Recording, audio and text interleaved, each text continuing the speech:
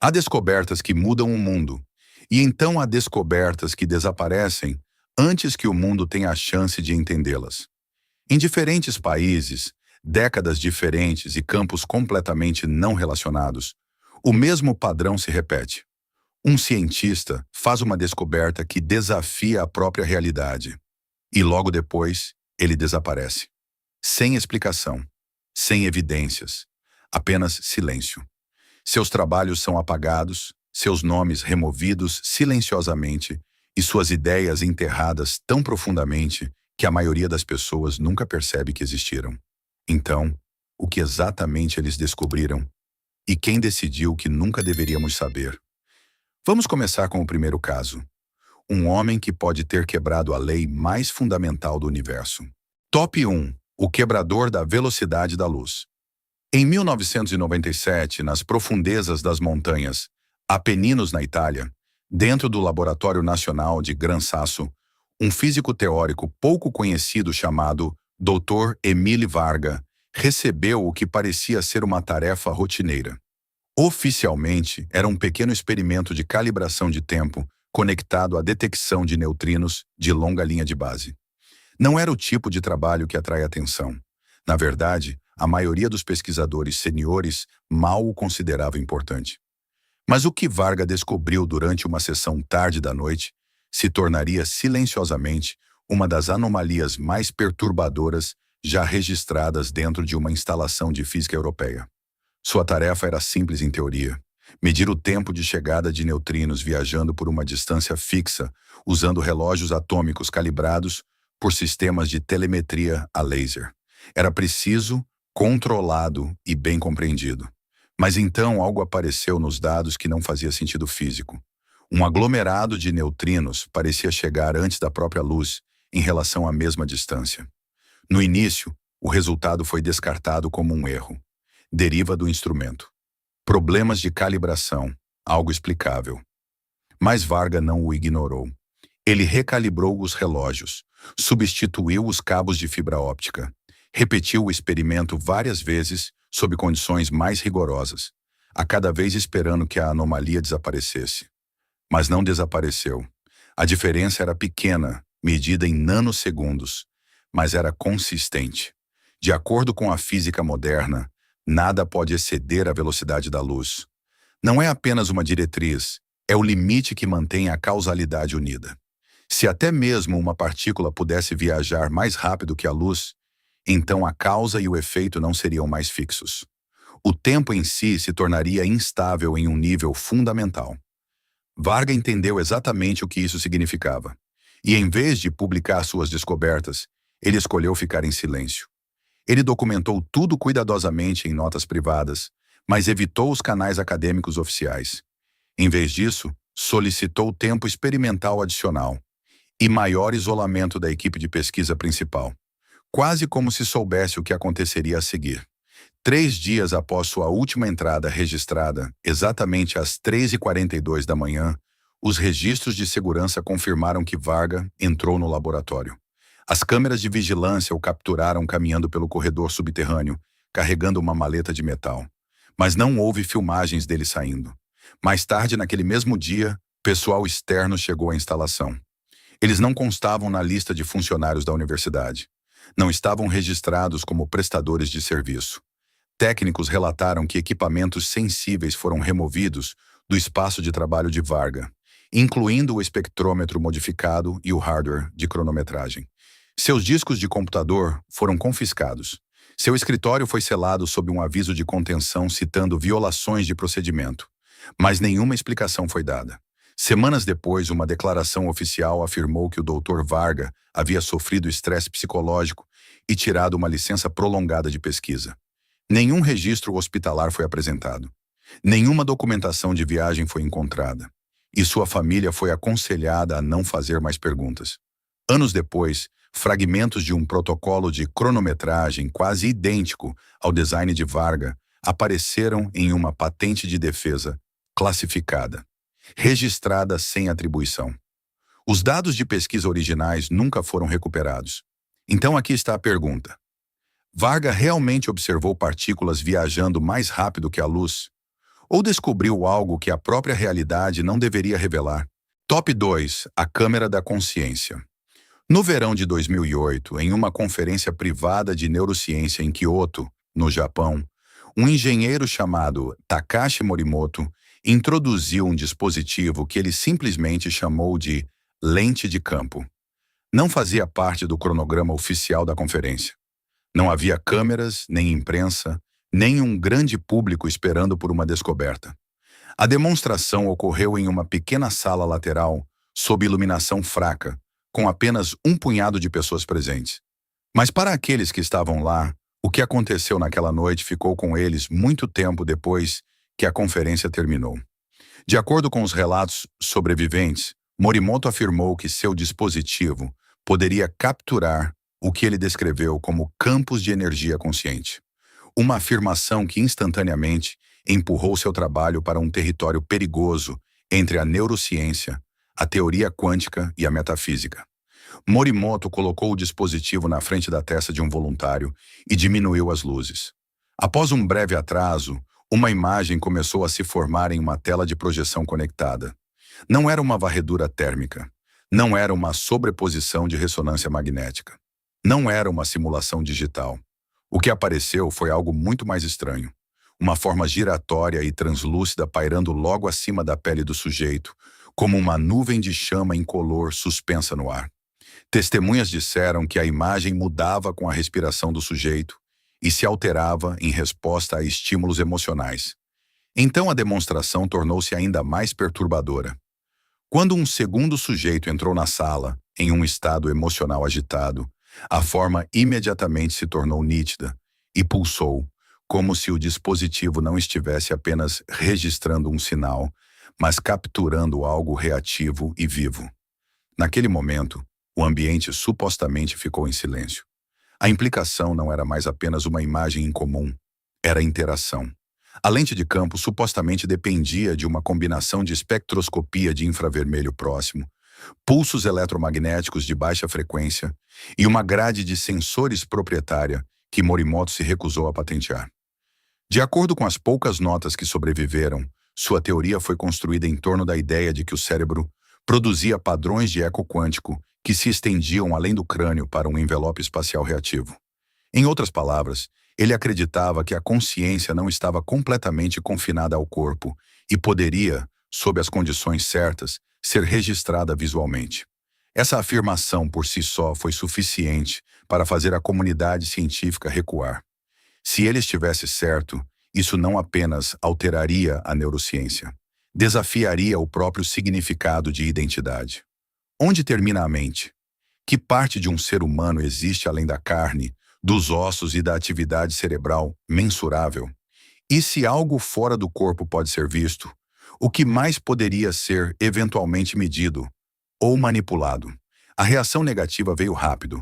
Os participantes da conferência se distanciaram publicamente da demonstração, chamando-a de irresponsável e anticientífica. O assistente de pesquisa de Morimoto foi supostamente demitido de seu cargo na universidade. Em poucas semanas, a pequena instalação de pesquisa que Morimoto operava na periferia de Osaka foi fechada.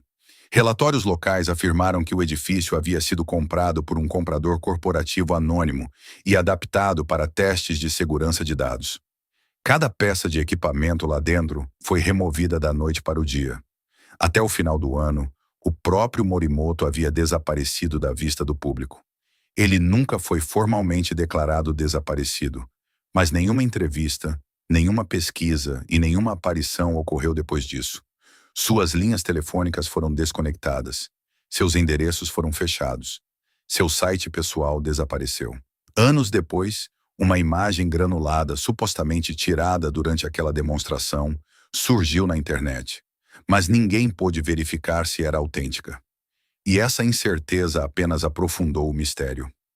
Então, o que realmente aconteceu naquela sala em Kyoto? Morimoto criou a primeira máquina capaz de visualizar algo além do cérebro. Ele revelou acidentalmente que a consciência se estende para fora do corpo, para um espaço que a ciência nunca quis reconhecer seriamente. Ou o perigo real não era que as pessoas rissem de sua invenção, mas que pudessem acreditar nela. Porque se a mente não está totalmente contida dentro de nós, então a fronteira entre o pensamento e a realidade torna-se muito mais tênue do que jamais nos disseram.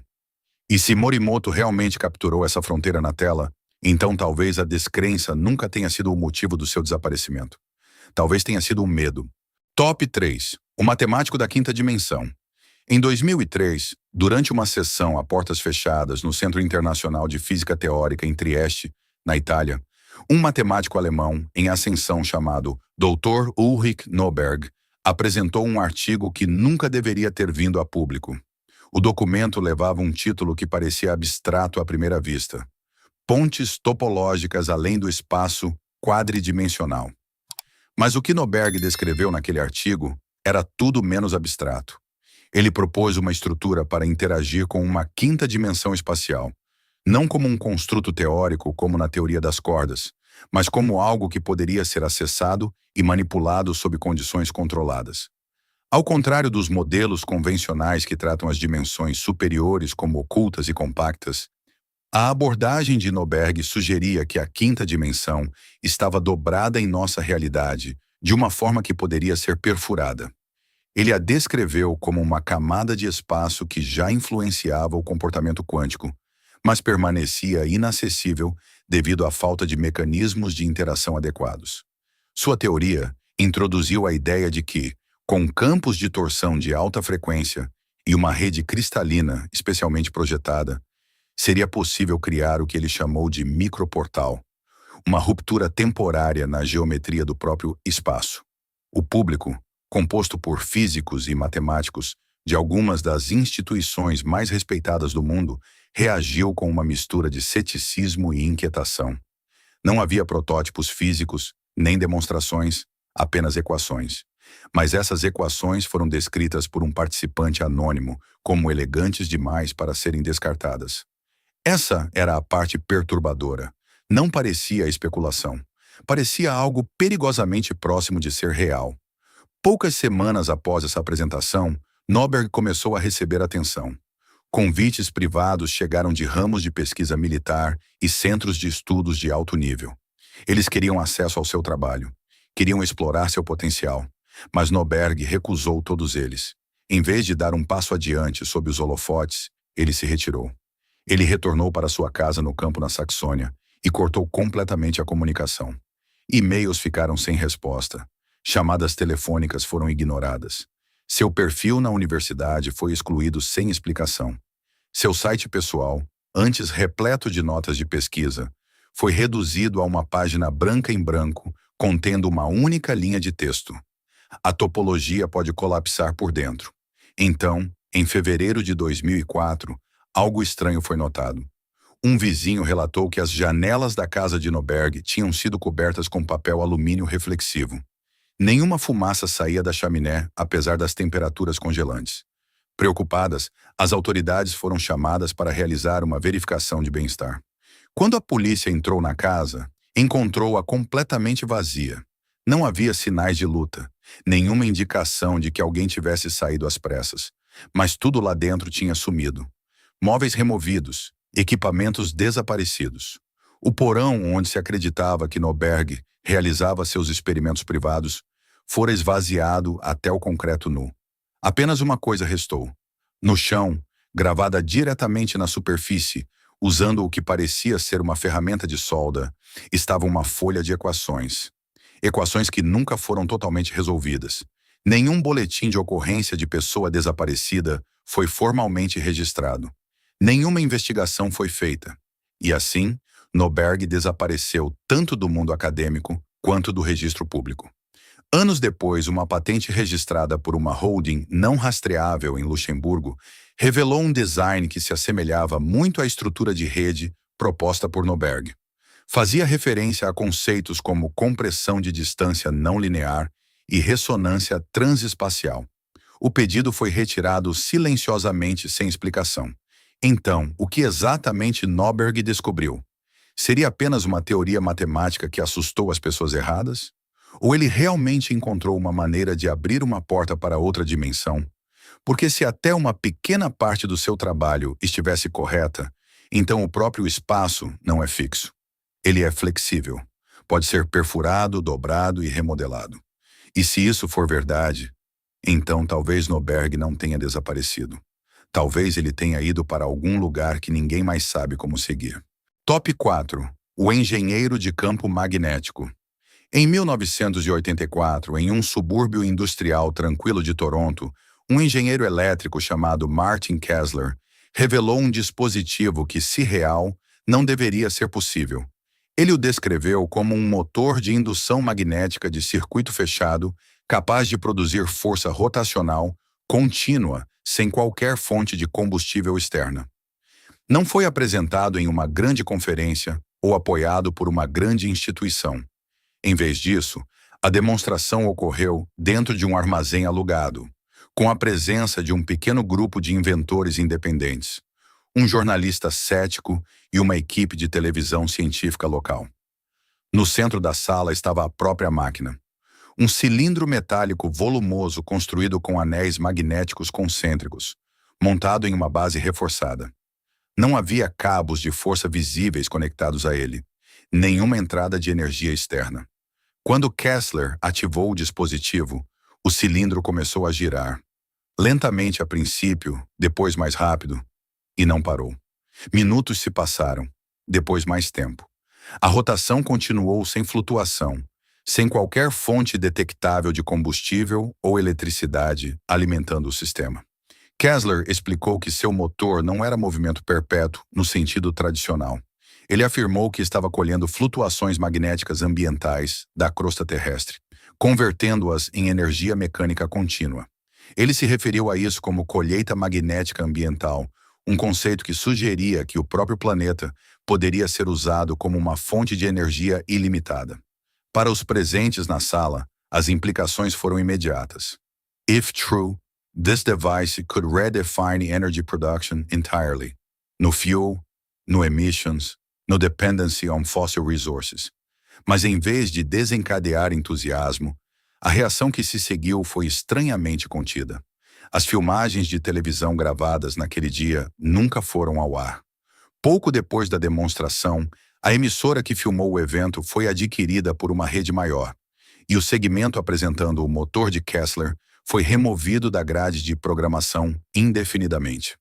A jornalista presente no evento afirmou mais tarde que indivíduos representando um grupo de ligação governamental anônimo a abordaram e solicitaram todas as suas notas, citando preocupações relacionadas à segurança energética nacional.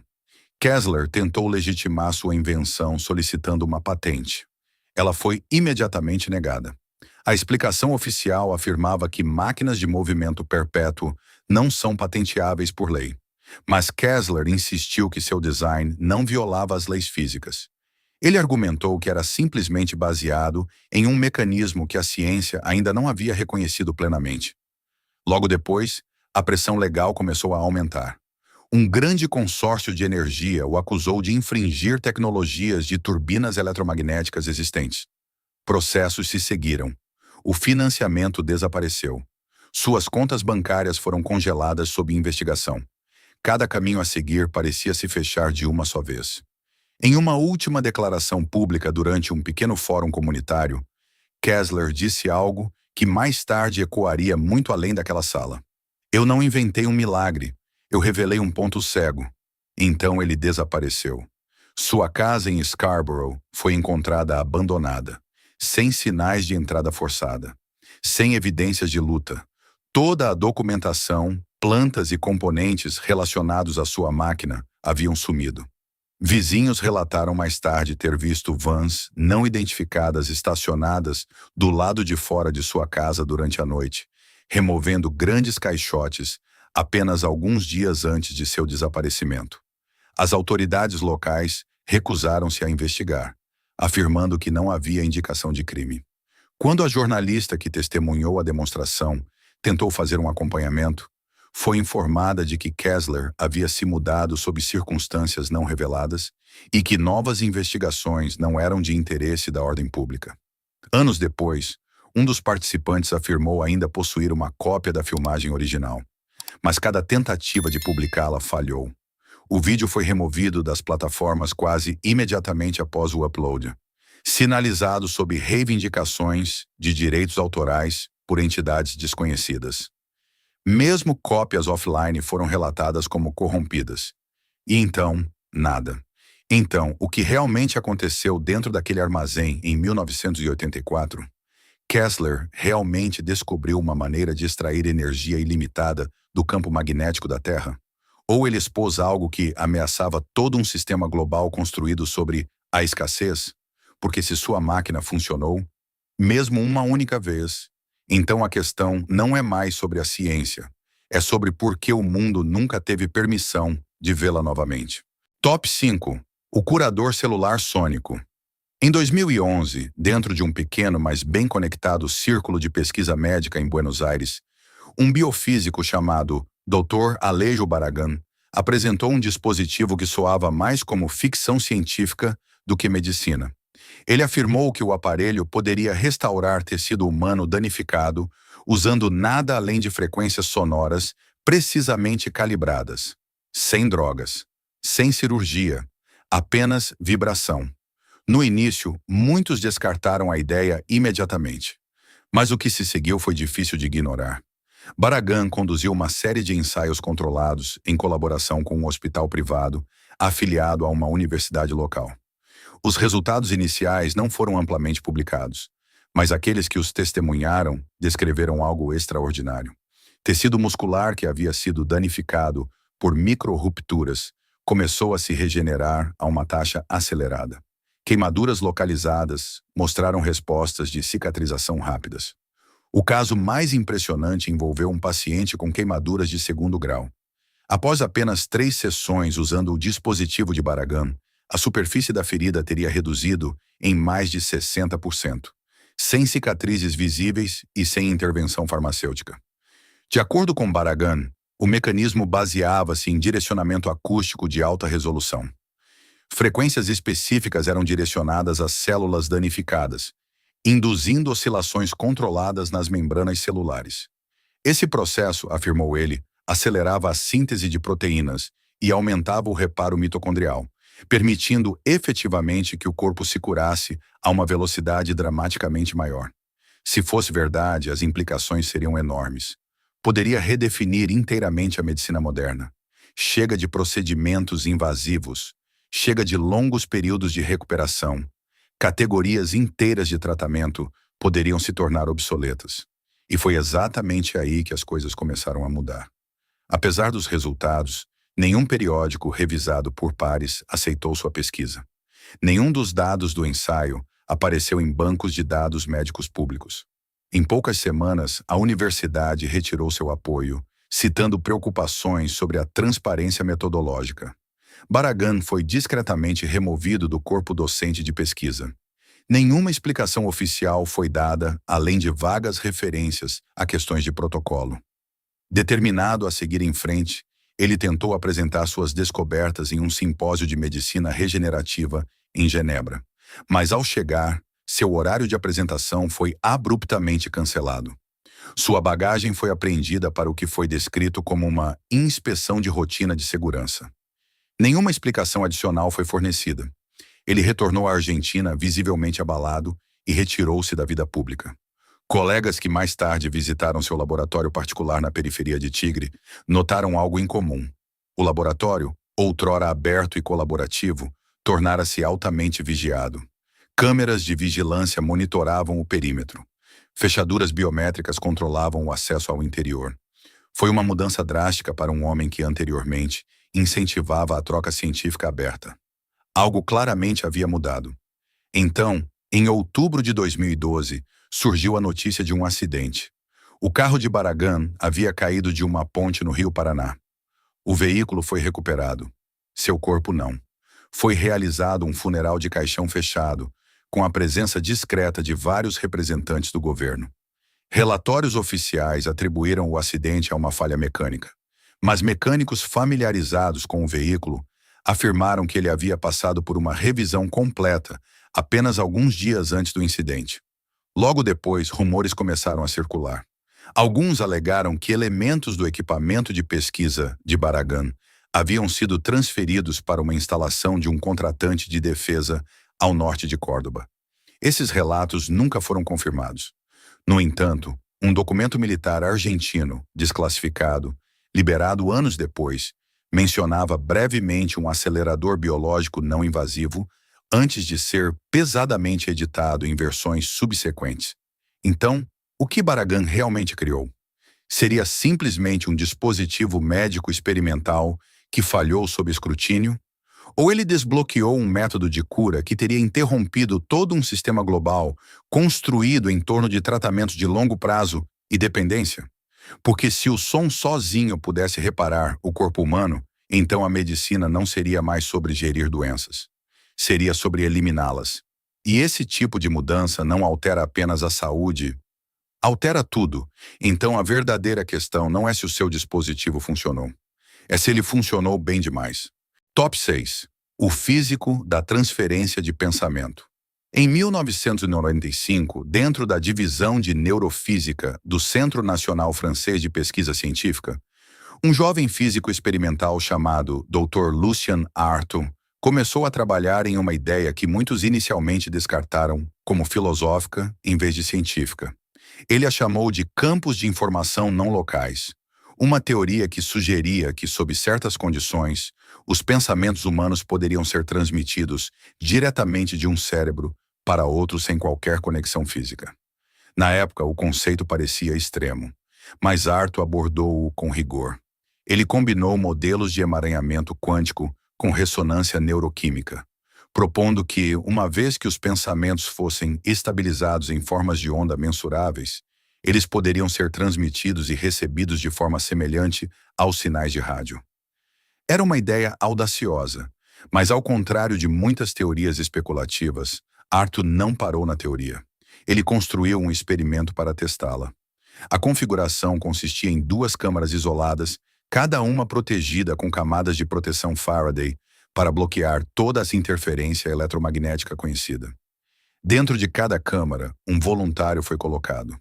Um atuava como o emissor, focando em uma forma geométrica simples. O outro, o receptor, era instruído a descrever qualquer imagem que viesse à mente. O sistema incluía monitoramento completo de EEG e emissores de sinal de baixa frequência, projetados para sincronizar padrões neurais entre os 2 sujeitos. O que aconteceu em seguida foi difícil de explicar. Em dezenas de testes, o receptor identificou consistentemente a forma correta em taxas muito além da probabilidade estatística.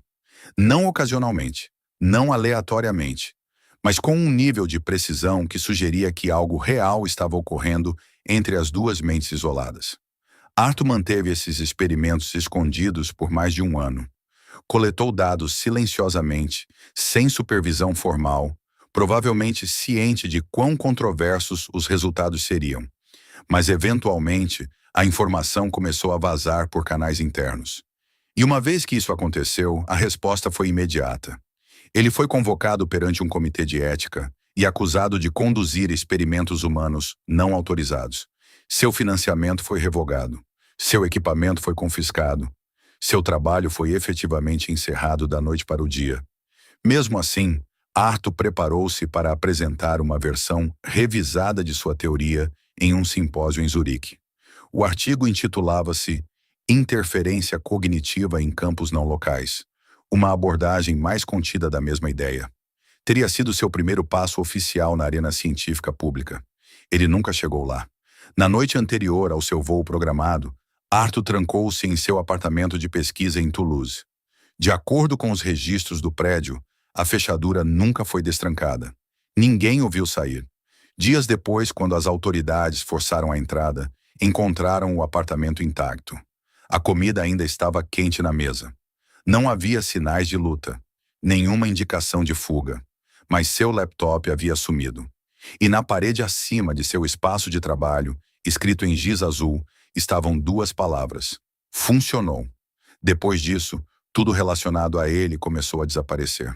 Seu nome foi silenciosamente removido dos registros de pesquisa. Nenhuma declaração oficial foi emitida pela instituição. Era como se ele nunca tivesse existido.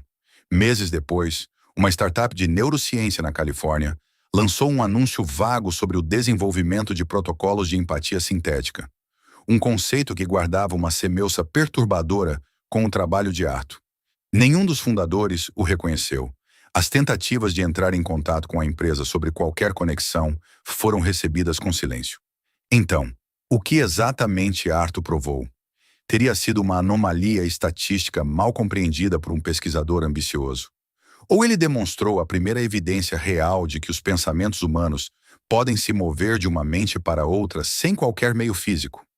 Porque se isso for possível, então as implicações vão muito além da comunicação. A privacidade não existiria mais da maneira que a entendemos. A identidade não estaria mais totalmente contida no indivíduo. Até mesmo a autonomia em si poderia ser questionada. E talvez seja por isso que seu trabalho nunca chegou a Zurique. Porque algumas descobertas não apenas mudam a ciência. Elas mudam o que significa ser humano. Top 7. A harmonizadora de DNA. Em 2006, dentro de um laboratório pequeno e altamente especializado na periferia de Berna, na Suíça, uma geneticista chamada Dra. Helena Zelena começou a trabalhar em um conceito que confundia a fronteira entre biologia e som. Ao contrário da maioria dos pesquisadores em sua área, Zelena não era apenas treinada em genética molecular, mas também em física acústica. Seu trabalho focava em uma ideia radical, que o DNA poderia responder não apenas a sinais químicos, mas também a padrões precisos de vibração. A princípio, a teoria parecia não convencional, mas não inteiramente impossível. O campo da epigenética já havia mostrado que a expressão genética poderia ser influenciada por fatores ambientais. Zelena simplesmente levou essa ideia adiante. Ela propôs que frequências sonoras específicas poderiam interagir com estruturas celulares de uma forma que desencadeasse respostas genéticas, quase como uma forma de ressonância biológica. Seus experimentos foram conduzidos sob condições rigorosamente controladas. Usando células de fibroblastos, ela as expôs a ondas acústicas cuidadosamente calibradas, geradas por um sistema transdutor proprietário. As frequências não eram aleatórias. Cada uma era sintonizada para interagir com processos celulares específicos. Após exposição repetida, algo inesperado começou a acontecer. Genes adormecidos começaram a se ativar. Genes associados ao reparo de tecidos, respostas anti-inflamatórias e funções regenerativas mostraram aumentos mensuráveis na expressão. Em alguns casos, as mudanças não foram temporárias. Elas persistiram mesmo após a interrupção da estimulação acústica. De acordo com as descobertas internas de Zelena, certos padrões de frequência pareciam influenciar o comportamento dos telômeros, sugerindo a possibilidade de retardar ou até mesmo reverter parcialmente o envelhecimento celular. Se fosse verdade, as implicações seriam estarrecedoras. Envelhecimento, doença, degeneração, tudo isso poderia potencialmente ser abordado não através de drogas ou cirurgia, mas através de som precisamente sintonizado. Representaria uma mudança completa na forma como a humanidade entende a biologia. Não como um sistema puramente químico, mas como algo sensível à frequência e vibração. Zelena não publicou imediatamente suas descobertas. Em vez disso, as apresentou durante uma sessão fechada em Genebra para um grupo selecionado de investidores de biotecnologia e figuras da indústria. Segundo os presentes, a atmosfera na sala era tensa. Alguns viram um enorme potencial comercial. Outros ficaram visivelmente perturbados pelo que isso poderia significar. Dias após aquela reunião, Zelena cortou toda a comunicação. Seu laboratório foi encontrado abandonado 2 semanas depois. Os servidores de pesquisa foram apagados. Os discos de backup armazenados em um cofre de segurança haviam sumido. As câmeras de vigilância da propriedade haviam sido desativadas por mais de 72 horas antes da descoberta. Apesar dos sinais claros de invasão, nenhuma investigação formal foi realizada. Suas afiliações acadêmicas foram silenciosamente apagadas. Contas de e-mail retornavam respostas automáticas. Perfis sociais desapareceram. Foi dito aos colegas que ela havia aceitado uma posição de pesquisa privada no exterior, mas nenhuma instituição jamais confirmou sua presença. Anos depois, um artigo científico anônimo surgiu brevemente online. Ele descrevia técnicas de modulação genética acústica usando terminologia quase idêntica ao trabalho original de Zelena. O documento ficou disponível por apenas algumas horas antes de ser removido. Então, o que realmente aconteceu com Helena Zelena? Teria ela descoberto uma nova camada da biologia que poderia permitir aos humanos reescrever sua própria expressão genética? Ou teria ela entrado em um espaço onde a linha entre cura e aprimoramento se tornou perigosa demais para ser controlada? Porque se o DNA pode ser influenciado pelo som, então o corpo humano não é apenas um sistema químico. É algo que pode ser sintonizado. E se isso for verdade, então a questão não é mais se podemos mudar a nós mesmos. É quem decide como. Top 8. O pesquisador do campo de invisibilidade. Em 1992, dentro de um laboratório de óptica classificado escondido no deserto de Mojave, um físico chamado Dr. Raymond Collier começou a trabalhar em um conceito que há muito existia apenas na teoria especulativa. Ao contrário das abordagens tradicionais de invisibilidade, que dependiam de curvar a luz em torno de um objeto ou usar camuflagem avançada, Collier buscou algo muito mais perturbador. Ele pretendia tornar objetos invisíveis, não alterando o objeto em si, mas alterando como o cérebro humano o percebia. Seu método focava na manipulação de diferenciais de fase espacial, essencialmente perturbando a forma como a informação visual era processada por um observador. Em vez de esconder um objeto da luz, seu sistema interferia na percepção, criando um campo que convencia o cérebro de que não havia nada ali para ver. A descoberta supostamente ocorreu durante um teste controlado envolvendo um casulo de contenção revestido com malha reflexiva polarizada. Quando expostos à interferência sincronizada de micro-ondas e feedback eletromagnético pulsado, os observadores em uma sala de visualização separada começaram a relatar algo estranho. O objeto dentro da câmara parecia distorcer, depois brilhar, e então simplesmente desaparecia. Mas o equipamento contava uma história diferente. Os sensores ainda detectavam a massa do objeto.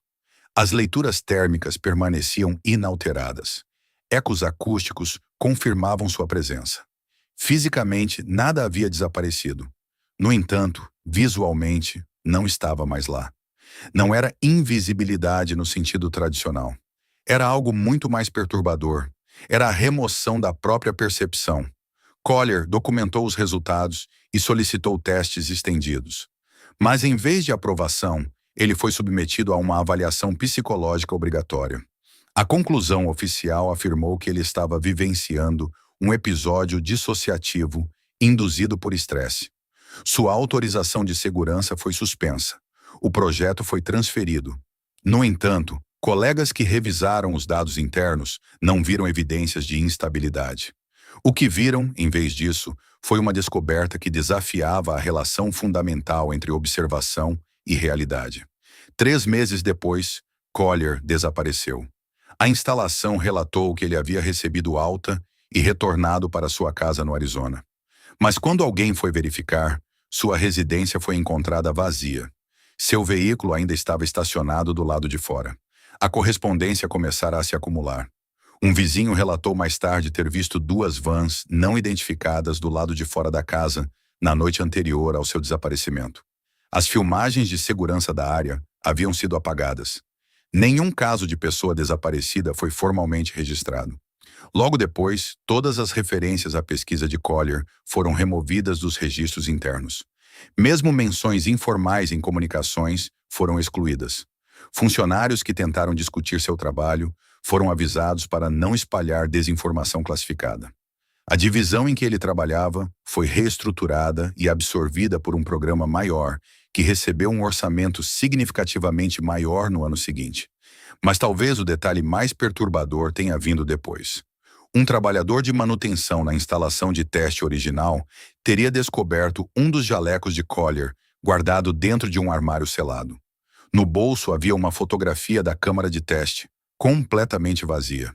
No verso da foto, escrito à mão com letra irregular, estavam as palavras: "O que você vê nem sempre é o que está lá. O que está lá nem sempre é visto." Então, o que exatamente Collier criou? Teria sido apenas uma ilusão de óptica experimental mal compreendida por aqueles ao seu redor? Ou ele desenvolveu um campo capaz de alterar a percepção humana em um nível fundamental? Porque se a realidade pode ser manipulada não mudando o mundo, mas mudando como o vemos, então a invisibilidade não é mais sobre esconder objetos, é sobre controlar a própria verdade. Top 9. O revivalista da fusão. A Frio, em 2009, em uma cúpula de energia alternativa pouco conhecida em Vilnius, na Lituânia, um químico recluso chamado Dr. Simon Resnick voltou a aparecer em público após anos de silêncio. Antes afiliado à Academia Russa de Ciências, Resnick havia passado quase uma década trabalhando isolado. Quando ele finalmente falou, sua afirmação foi tão ousada quanto controversa.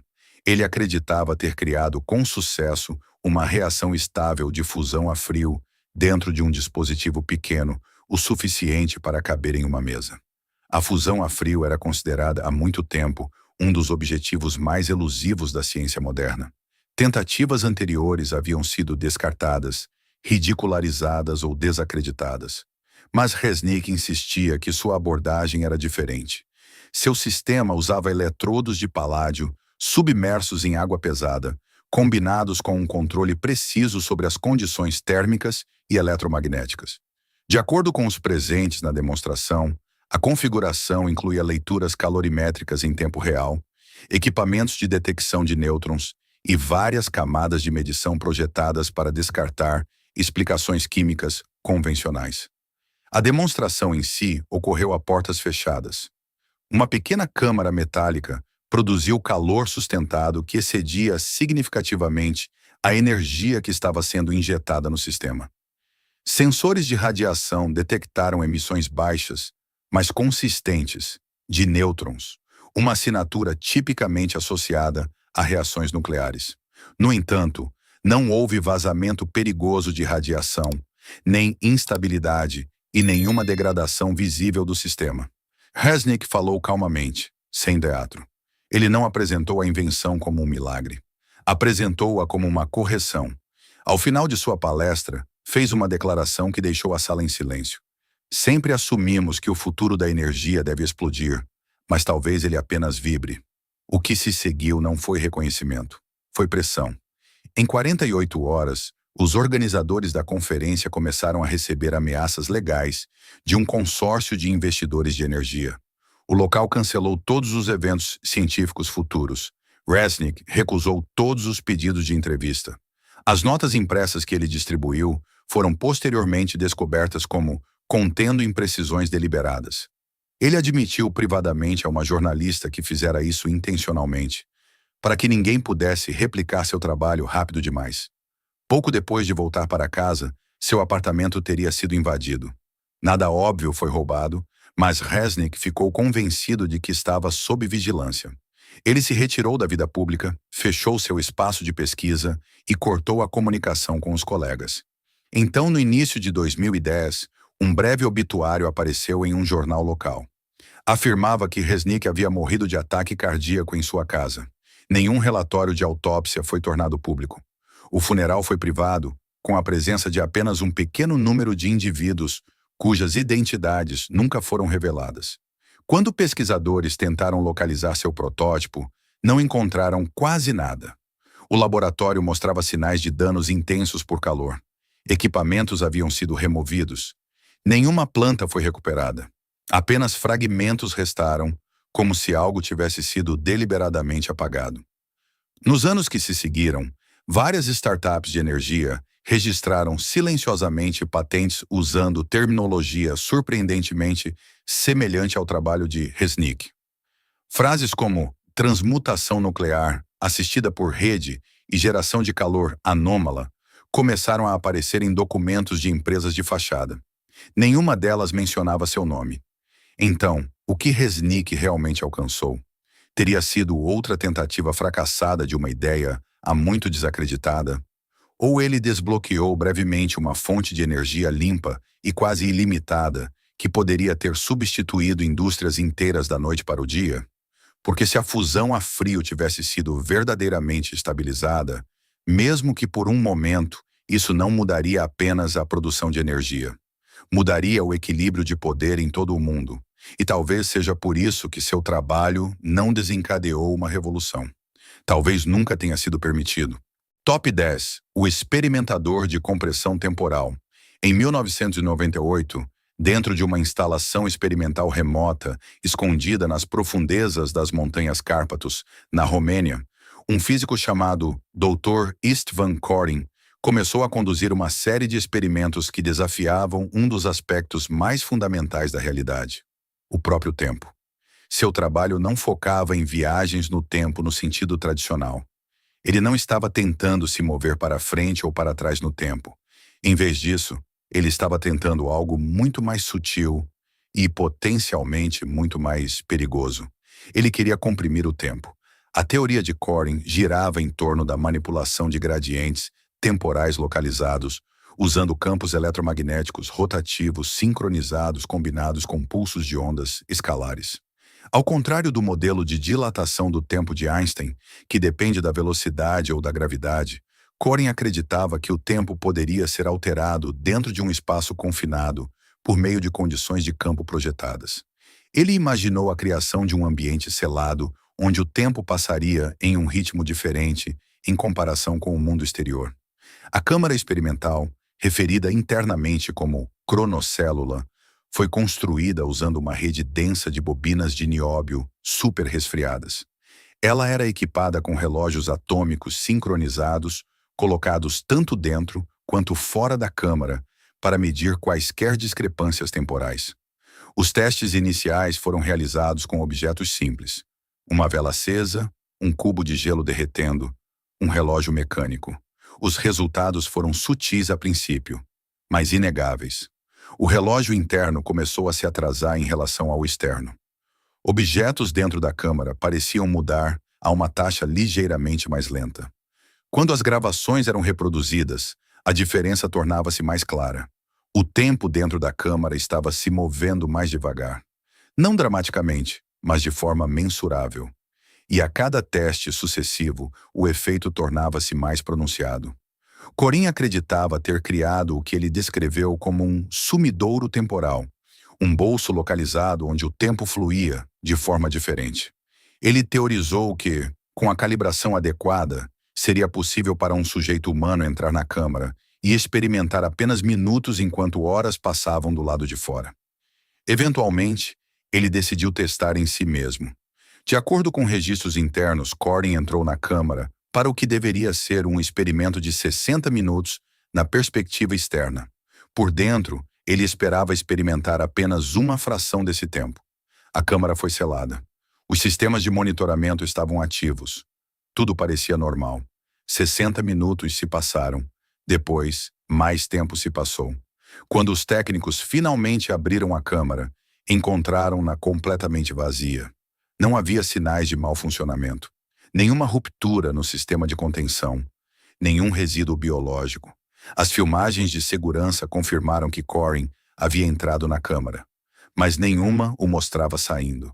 Dentro do sistema, os registros de dados haviam sido apagados. A câmera interna exibia apenas estática. As autoridades foram notificadas, mas a resposta foi imediata e controlada. A instalação foi fechada em poucos dias.